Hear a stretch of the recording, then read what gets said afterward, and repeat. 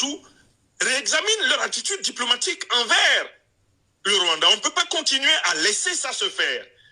400 000 personnes sur les routes, 2 millions de déplacés, plus de 11 millions de personnes tuées depuis 30 ans, par la faute d'un seul type, Kagame. Il n'y a pas un conflit qui a coûté autant de morts en Afrique, depuis que l'Afrique existe, que le conflit que ce criminel de Kagame favorise, avec son ami Museveni, pour les intérêts étrangers. Et les dirigeants africains sont là et font ami avec le Rwanda. Je vois un type comme Touadéra, il prend les soldats rwandais et les installe en Centrafrique. Un autre type comme Talon, il prend les soldats rwandais et les installe il les installe au Bénin. Alors que Kagame utilise l'armée rwandaise comme une armée d'invasion, d'agression, une armée génocidaire. Où sont les grands leaders africains des grandes époques?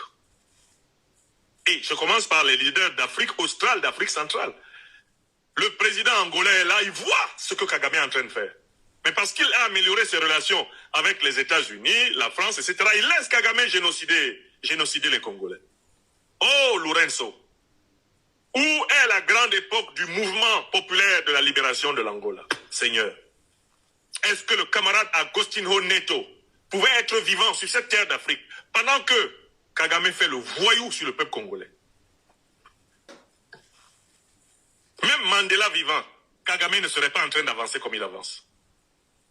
Ouais, ça fait pitié. L'Afrique dépourvue de leaders. L'Afrique dépourvue de sa capacité propre de faire respecter le droit international africain.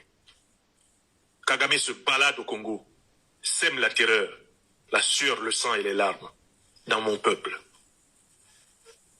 Et on en est là.